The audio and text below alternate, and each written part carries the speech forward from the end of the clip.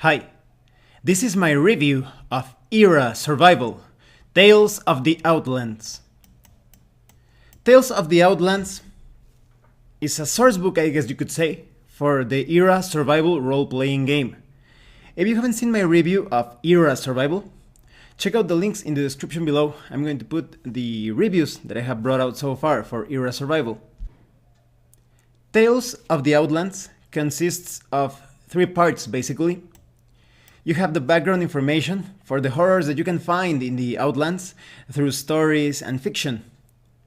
You also have a small equipment list, and at the end of the book, you have a lot of adventure seeds that can be worked into campaigns, either on the short side of things or long side of things.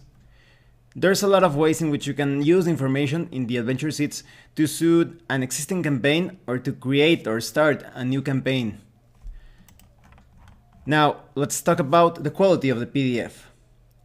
My only criticism, there seems to be an error in the table of contents because you have part 1 and then it's followed by part 3 and then part 5. And then section 1 is followed by section 4. So you can see that is a bit of an error in the numbers. But despite that, the quality is great. The graphic design fits the Era Survival theme or mood. You have a few illustrations that are quite awesome and express perfectly what is being conveyed or transmitted in the background information and in the adventure seeds. Everything is also well written and explained. So it's going to be very easy for you to use this material in an existing campaign, as I was telling you, or to come up with some stories, or even if you just want to spread out some rumors using the information in this book, that's also great for that. In fact, because of the different legends and myths that you will find here, you'll see that this is a great expansion to modify the mood of the setting. Now let's talk about the contents. First, you have a brief and informative introduction on how you can use this book. The Outlands are basically everything that is too far away from civilization. All of the inhabited and protected areas by the different factions can also be quite dangerous. But the Outlands hide many dangers, both natural and unnatural, and many legends, many, I guess you could say, post-apocalypse folklore that the players may want to explore. Maybe you will find mysterious technology, ancient treasures, or certain death. You also have a general information, or I guess you could say overview, of how everything that is in the Outlands is potentially more dangerous, even when you compare it to things that you could find in Fallout, one of the most dangerous places in the Era Survival setting. The Outlands are simply unknown, and this gives a lot of freedom so that the game master can come up with some surprising things, unexpected things in Era Survival. When the player characters think that they have everything figured out, at least despite the mysteries they already know about the conflicts between the different factions, they think they have seen a substantial amount of mutations when confronting the infected and shamblers. The Tales of the Outlands give you a perfect excuse to catch the player characters off guard. After that brief introduction, you move to what would be the legends or the myths of the Outlands. It starts with Pozdozbo, the trickster. Now, don't worry, this won't contain spoilers because all of the information here, when it comes to background setting, it's quite ambiguous and mysterious. That is, both the player characters and the game master will have to discover the truth behind all of these myths and legends.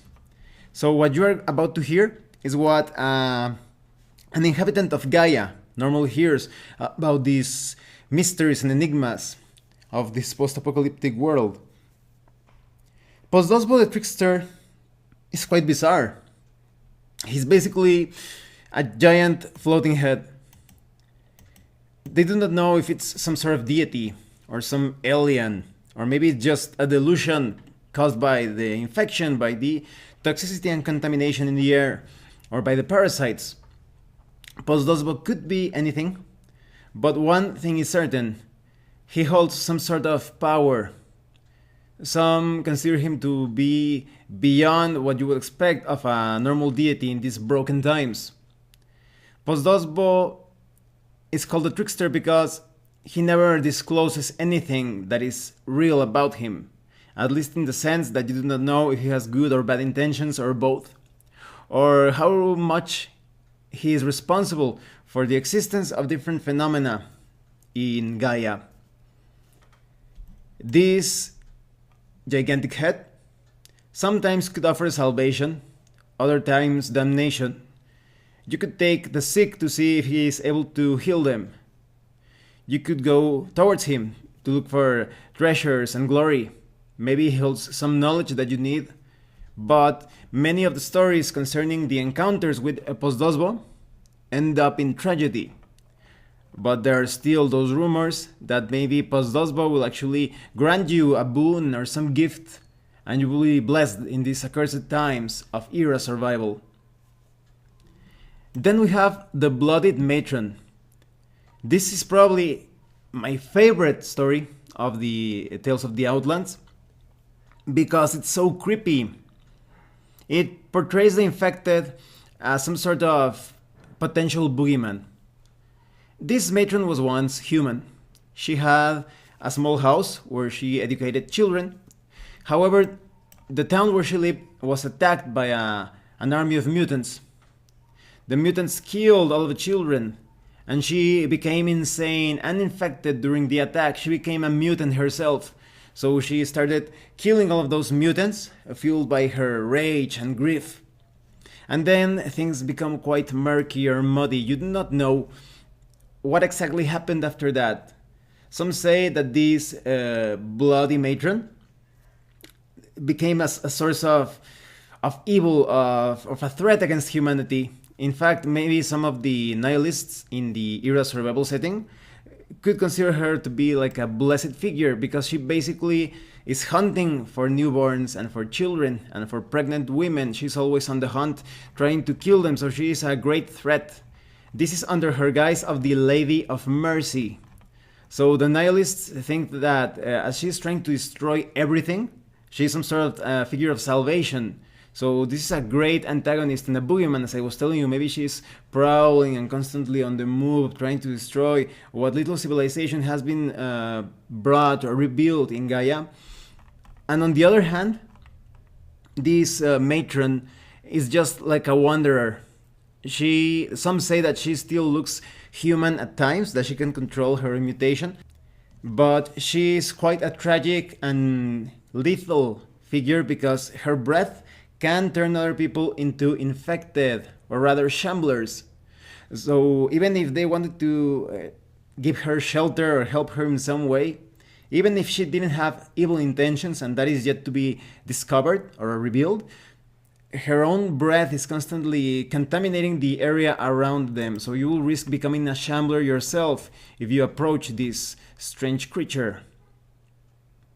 You have some other places that should have been a source of food, but now they are a source of death. This is because there were a lot of reptiles in the Lushlands oasis. And as many of you know that are familiar with era survival, reptiles are one of the main sources of food because warm-blooded creatures become infected quite easily and they get their bodies full of parasites. It's not easy to eat them. But reptiles and fish are somewhat safe to consume, but in the Lushlands oasis there are killer reptiles. Many people have died trying to reach this place to find out the truth, and they have been devoured by the monstrous reptiles here. And there is Gentle Blessings, a town that tried to live in harmony with mutants. When somebody became infected, instead of killing them, they just exiled them to the outskirts of town. However, the town slowly disappeared. Little by little, contact was broken with Gentle Blessings. Many people did not approve that gentle blessings were keeping mutants alive and around the town, so many broke complete contact with them. They did not trade with them or exchange information. However, there are still some that want to find out the truth about what happened with gentle blessings. There have been rumors that in that town, mutants still act as humans, in a sort of parody of what human existence would be. They carry out their daily duties, but while being horribly and disgustingly mutated.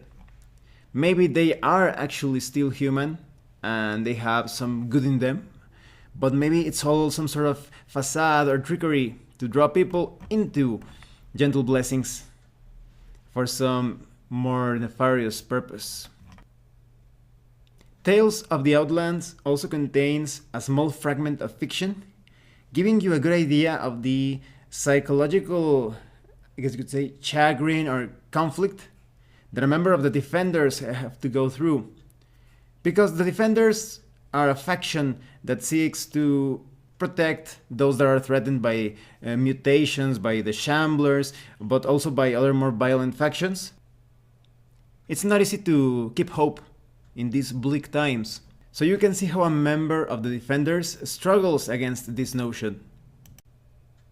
When it comes to the gear contained in this book of Tales of the Outlands, you have the environmental protection suit, the hand cannon, the motorbike, the Ultima blades, which are awesome, I really like them, and the heavy machine gun.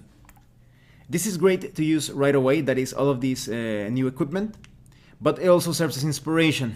You already have an extensive list of equipment in the Core Rulebook, and they also give you advice on how you can use this to add anything that you have seen in real life. If you want to introduce any weapon or equipment or device into Era the Consortium, you have all of these stats to use as examples for a mechanical or rules related purpose.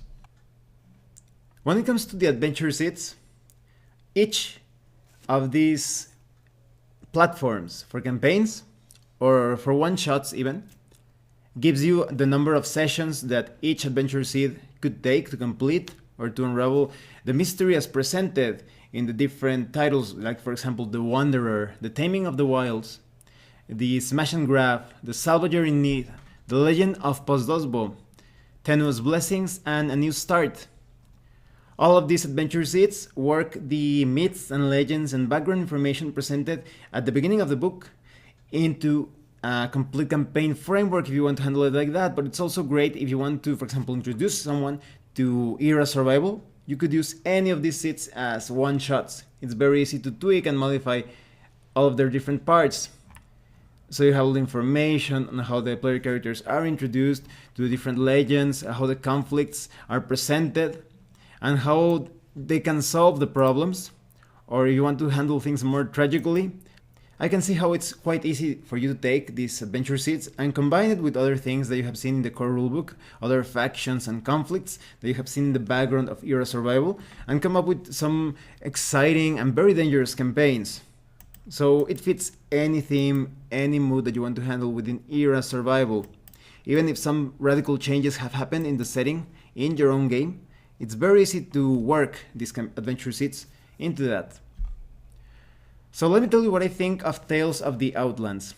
I think this is a great option, but I also think it's going to be even better for those that want to bring some drastic changes to the campaign setting overall.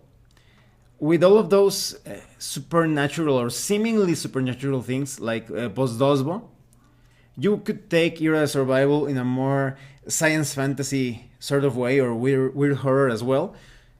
But if you want to stick to hard sci-fi, because even though there are many over-the-top and exaggerated things in Era Survival, they still give you like a fictional scientific explanation of why things happen.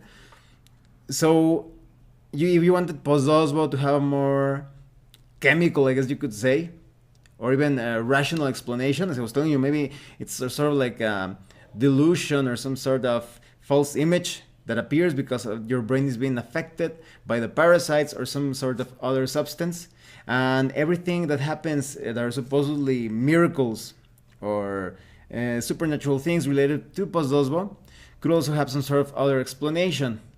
But again, if you want to add a bit of a supernatural element to the story of Era Survival, and the boogeyman they presented like in the Bloody Matron, you could also do that.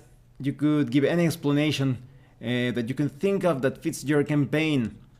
So the background information is great, a significant source of information to handle it however you like. The gear list is nice. Don't expect something that will give you a lot more when compared to what is presented in the core rulebook, but it fits the theme and the myths. And I also think that the adventure seeds are great, as I was telling you. It's nice to see that they take all of the background information and work it into the adventure seeds.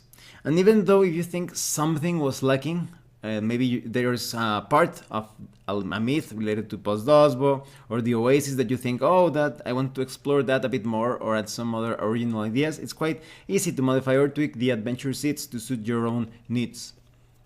So I highly recommend that you get Era Survival Tales of the Outlands. Well, thanks for watching my review. If you have any comments or questions, please let me know. See you later.